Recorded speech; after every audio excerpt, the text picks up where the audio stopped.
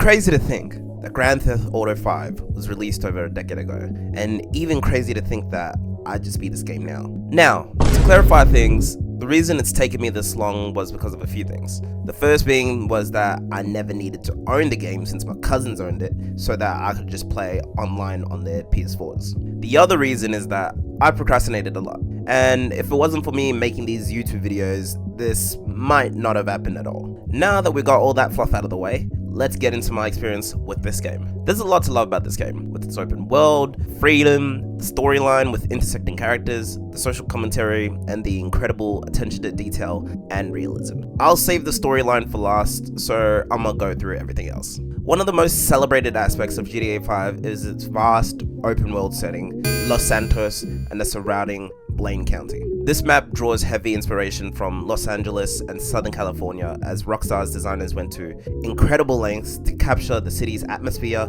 creating a world brimming with life and detail. The game's open world design is a remarkable feat of digital artistry and technical prowess, filled with things to discover, from towering downtown skyscrapers to dusty desert roads, serene beaches to shady neighborhoods. Los Santos is not just a static backdrop, it's a reactive world. Pedestrians have a diversity of behaviors, and the city ebbs and flows with the player's actions, fostering a sense of living dynamism. Whether you're idly watching sunset over Vinewood Hills, encountering a random street event, or planning a high-speed chase down crowded freeways, Los Santos always feels alive. This world encourages exploration, rewarding players with secrets that add to the game. Even something as simple as me driving to a location for a mission makes me feel like I'm actually driving in real time, as opposed to some other games where you would normally get to your destination relatively quickly. This helps to make this game feel somewhat real and add some depth to its world. One of the core appeals of GTA 5 lies in its freedom it offers its players. Few games allow you to switch so seamlessly between heists, leisurely exploration, side activities, and spontaneous chaos. Want to participate in a triathlon or practice yoga on the beach? Go ahead. Feeling like rampaging down the footpath?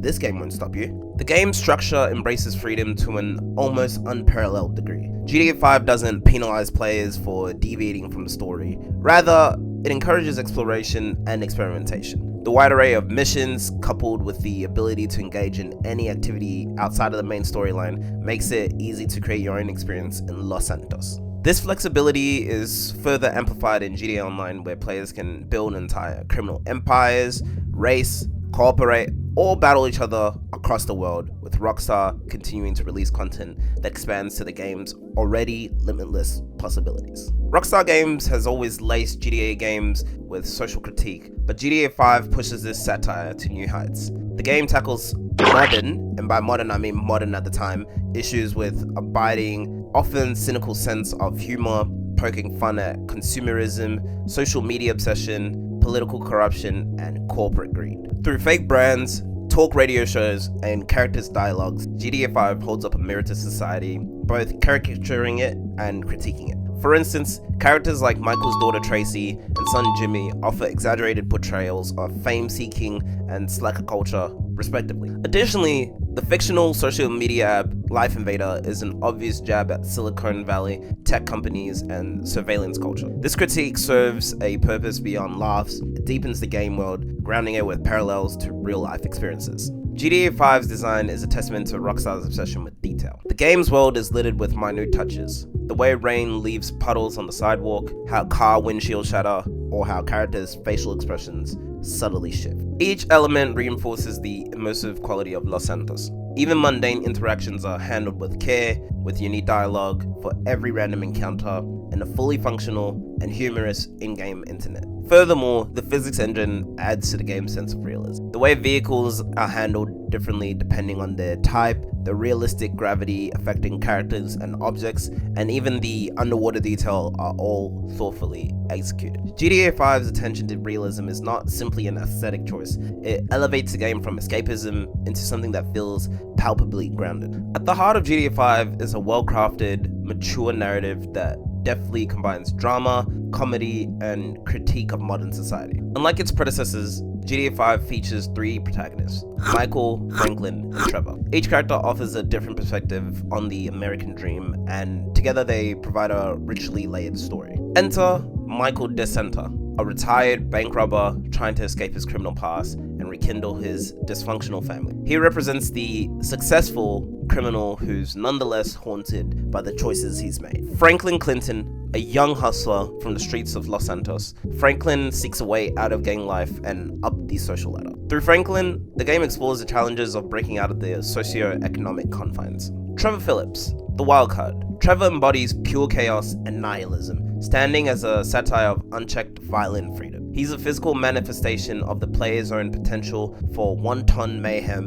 in GTA's world. Switching between these characters is seamless and makes for dynamic storytelling as players see Los Santos from different social and cultural lenses. The narrative weaves between their lives, balancing tension with humor, often colliding in explosive ways. This intersection of characters makes GTA 5's story feel expansive and varied, allowing for plot twists that wouldn't work with a single protagonist. Now, before I talk about my favorite moments, which I have a lot of, I have two slight critiques of the game. The first and most major one is that you can skip certain parts of missions if you gave it enough tries. While I get that this can be helpful with the advancement and progression of the game for the player, it can make the attempts useless if you know that you'll get a way out. Although, I will admit, for missions that included the helicopter or jets you had to fly, that option came in handy for sure, cause screw flying. Seriously. I'm not sure if it was just me, but it felt like the flying mechanic was the most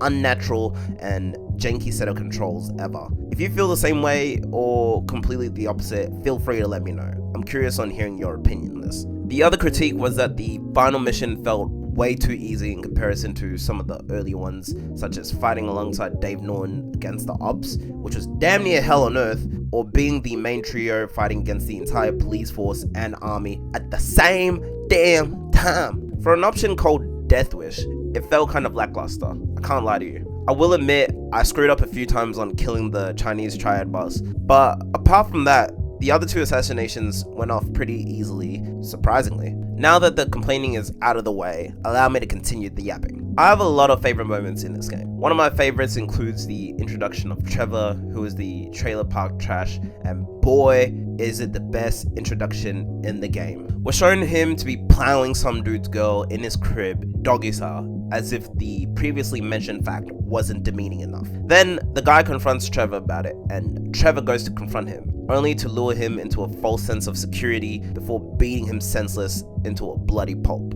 You could see this coming from a mile away, but that doesn't make it any less entertaining. I also love the character development of Michael as a father and a family man. While he may have built the luxurious lifestyle for his family, his actions and mindset are what ended up driving them away. How can we also forget the fact that Jimmy drugged him partway through this game? At this moment in time, I related to Michael and wanted to strangle his kid for him. Although this all comes around as he makes amends with his family, despite him being a flawed person, he shows that he's trying to leave his old ways behind him, and that's what truly matters. Also, can't nobody tell me that Franklin isn't one of the most solid dudes ever. This dude stuck by his boy Lamar through thick and thin, and even considered to choose a death wish, knowing damn well it was going to take a miracle to pull that off. Michael also catching his wife cheating on him with the tennis player, and then pulling off his house off its hinges, only to realize it belonged to Martin Madrazo, was comedy gold and terrifying at the same time. Then we're shown Martin and his men pulling up to Michael's house and showing him that they mean business, which kickstarts Michael being indebted to Mr. Madrazo for a good portion of the game. Then having Trevor steal Martin's wife as compensation and a hostage, and then falling in love with her was priceless. Also seeing that dude's head get blown up like a watermelon on TV early on was wild, all because of Lester's righteous cause. My last favorite moment was the scene when Frank, Mike, and T took care of all the enemies and then look into the trunk containing Mr. Weston. I had seen that initial snapshot of them looking at the trunk, but never had any context for it, and I'm glad it was that way because it made for the best twist of all, with all of us pushing him along with the car into the water. Okay, so this moment is kind of unscripted, and by kind of I mean it's completely unscripted. See, normally this wouldn't make the cut, but for you guys I'll allow it. I just want to say, as much of the good things I said about Michael, this dude was a scumbag, like a severe scumbag. He screwed over almost everyone that came into his life, including Trevor, lied about Brad being alive, which surprise, he wasn't. And then I think he had Dave pretend to be Brad from prison, texting Trevor like, oh, hey, how are you? And then he was being evasive with both Trevor and Franklin, saying, get off my back, whenever they asked about Brad, which was suspect. Then Trevor went all the way back to North Yankton, dug Michael's grave, only to find out Brad was all the way underneath it. I like Michael, well, the later part of Michael, but for a good portion of the game, that dude is a grade A scumbag. Like, Trevor might have, I don't know, he's unpredictable, I'll give you that. And sure, he didn't come clean about what he did entirely all the time, but I'd much rather trust someone like Trevor who shows all their flaws as opposed to Michael who tries to conceal his, because you know that at any moment's notice, when you're no longer of use to Michael, he'll toss you 6 feet under as well. Alright, back to the scripted part.